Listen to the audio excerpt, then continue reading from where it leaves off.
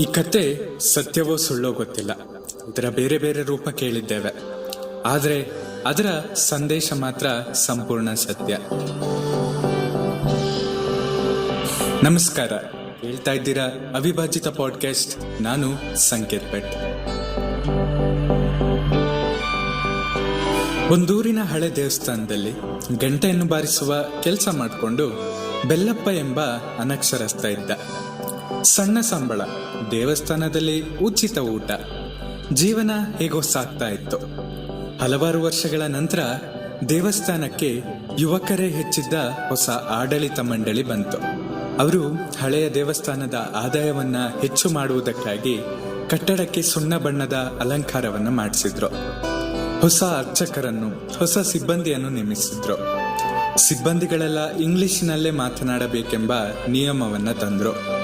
ಆದರೆ ಬೆಲ್ಲಪ್ಪನಿಗೆ ಇಂಗ್ಲಿಷ್ ಗೊತ್ತಿರಲಿಲ್ಲ. ಇದೇ ಕಾರಣಕ್ಕಾಗಿ ಒಂದು ದಿನ ಮಂಡಳಿಯವರು ಆತನನ್ನ ನಿವೃತ್ತಿಗೊಳಿಸಿದ್ರು. ಸ್ವಲ್ಪ ಹಣವನ್ನ ಕೊಟ್ಟು ಹೊರ ಹಾಕಿದ್ರು. ಆತನಿಗೆ ಏನೂ ತೋಚಲಿಲ್ಲ. ಬಾಯಿ ಒಣಗ್ತಾ ಇತ್ತು. ಪಾನ್ ಬೀಡ ತಿನ್ಬೇಕನ್ಸ್ತು. ಆ ರಸ್ತೆಯಲ್ಲೇ ಒಂದು ಪಾನ್ ಶಾಪ್ ಕಾಣಲಿಲ್ಲ. ಈ ಎರಡು ರಸ್ತೆಯಾಚೆಯ ಪಾನ್ ಶಾಪ್ನಲ್ಲಿ ಪಾನ್ ಬೀಡವನ್ನ ತಂದ. ಸಮಾಧಾನವಾಯಿತು. ಇದೇನು ಮಾಡಬೇಕೆಂದು ಯೋಚಿಸತೊಡಗಿದ. ದೇವಸ್ಥಾನದ ರಸ್ತೆಯಲ್ಲಿ ಒಂದು ಪಾನ್ ಶಾಪ್ ಇಲ್ಲ. ತನ್ನ ಬಳಿ ಅಲ್ಪ ಸ್ವಲ್ಪ ಹಣವಿದೆ. ತಾನೇ ಏಕೆ ಒಂದು ಪಾನ್ ಶಾಪ್ ತೆರೆಯಬಾರ್ದೆನಿಸ್ತು. ರಸ್ತೆಯಲ್ಲಿ ಒಂದು ಜಾಗ ಹುಡುಕ್ದ. ಸಣ್ಣ ಡಬ್ಬ ಅಂಗಡಿಯಲ್ಲಿ ಬೆಲ್ಲಪ್ಪನ ಪಾನ್ ಶಾಪ್ ಪ್ರಾರಂಭವಾಯಿತು. ಒಳ್ಳೆಯ ಎಲೆ ಅಡಿಕೆಯನ್ನ ಬಳಸ್ತಾ ಇದ್ದ ಮತ್ತು ನಗು ಮೊಗದಿಂದ ಗ್ರಾಹಕರನ್ನ ಮಾತನಾಡಿಸ್ತಾ ಇದ್ದ. ಹೀಗಾಗಿ ಅವನ ವ್ಯಾಪಾರ ಚೆನ್ನಾಗಾಯ್ತು. ಕೆಲವೇ ತಿಂಗಳಲ್ಲಿ ಆತನ ಮಾಸಿಕ ಆದಾಯ ದೇವಸ್ಥಾನವರು ಕೊಡ್ತಾ ಇದ್ದ ಸಂಬಳಕ್ಕಿಂತ ಹೆಚ್ಚಾಗಿತ್ತು. ತನ್ನ ಅಂಗಡಿಯಲ್ಲಿ ವ್ಯಾಪಾರ ಚೆನ್ನಾಗಿರುವುದನ್ನು ಕಂಡು ರಸ್ತೆಯ ಮತ್ತೊಂದು ತುದಿಯಲ್ಲಿ ತಾನೇ ಇನ್ನೊಂದು ಅಂಗಡಿಯನ್ನ ತೆಗೆದ. ತನ್ನ ಮಗನನ್ನ ಅಲ್ಲಿರಿಸಿದ. ವ್ಯಾಪಾರ ಬೆಳೆಯುತ್ತಲೇ ಹೋಯಿತು. ಬೆಲ್ಲಪ್ಪನ ಪಾನ್ ಬಿಡ ಹೆಸರುವಾಸಿಯಾಯಿತು. ಇನ್ನೊಂದು ಅಂಗಡಿ ಇನ್ನೊಂದು ಬೀದಿಯಲ್ಲಿ ಪ್ರಾರಂಭಿಸಿದ. ಹೀಗೆ 10 ವರ್ಷಗಳಲ್ಲಿ ಬೆಲ್ಲಪ್ಪನ ಬೀಡ ಅಂಗಡಿಗಳು ಊರಿನ ತುಂಬೆಲ್ಲ ಆದವು. ಬೆಲ್ಲಪ್ಪನ ಬಳಿ ಹಣ ಸೇರ್ತಾ ಹೋಯಿತು. ಅದು 10 ಲಕ್ಷವಾದಾಗ ಅದನ್ನ ಬ್ಯಾಂಕಿಗೆ ಹಾಕಲು ತೀರ್ಮಾನಿಸಿದ. ಹತ್ತಿರದ ಬ್ಯಾಂಕಿಗೆ ಹೋಗಿ ಮ್ಯಾನೇಜರ್ ಅನ್ನ ಕಂಡು ಡಿಪಾಸಿಟ್ ಇಡ್ತೇನೆ ಅಂತ ಹೇಳ್ದ.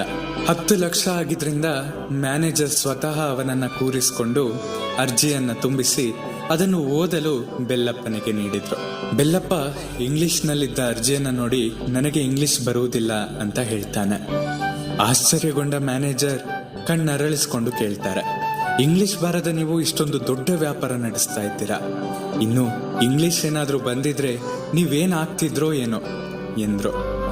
ಬೆಲ್ಲಪ್ಪ ಶಾಂತ ದನಿಯಲ್ಲಿ ಹೇಳ್ತಾರೆ, ನನಗೆ ಇಂಗ್ಲಿಷ್ ಬಂದಿದ್ರೆ ದೇವಸ್ಥಾನದ ಗಂಟೆ ಬಾರಿಸ್ಕೊಂಡು ಇರ್ತಾ ಇದ್ದೆ.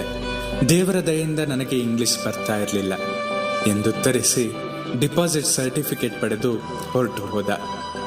ಮ್ಯಾನೇಜರ್ ದಿಗ್ಮೂಢರಾಗಿ ಕುಳಿತರು. ಕೆಲಸ ಕಳೆದುಕೊಂಡಾಗ ಅಳುತ್ತ ಕೂರದೆ ಹೊಸ ದಾರಿ ಕಂಡುಕೊಂಡು ಅದರಲ್ಲೇ ಏಳಿಗೆಯಾದ ಬೆಲ್ಲಪ್ಪನ ಬಾಳಿನ ಕಥೆಯಲ್ಲಿ ಒಳ್ಳೆಯ ಸಂದೇಶ ಇದೆ ಅಲ್ವಾ? ಅನೇಕ ಬಾರಿ ಬದುಕಿನಲ್ಲಿ ಒಂದು ಬಾಗಿಲು ಬಂದಾದ್ರೆ ಹಲವಾರು ಹೊಸ ಬಾಗಿಲುಗಳು ತೆರೆದುಕೊಳ್ತವೆ. ನಾವು ಎಚ್ಚರವಾಗಿರ್ಬೇಕು ಅಷ್ಟೇ. ನಿಮ್ಮ ಪ್ರೀತಿ ಹಾಗೂ ಪ್ರೋತ್ಸಾಹ ಸದಾ ಹೀಗೆ ನನ್ನ ಮೇಲೆ ಇರಲಿ. ನಿಮ್ಮ ಅನಿಸಿಕೆಗಳನ್ನ ನನ್ನ ಬಳಿ ಹಂಚಿಕೊಳ್ಳಿ. ಸದಾ ಕೇಳ್ತಾ ಇರಿ ಅವಿಭಾಜಿತ ಪಾಡ್ಕಾಸ್ಟ್. ನಾನು ಸಂಕೇತ್ ಭಟ್. ಧನ್ಯವಾದಗಳು.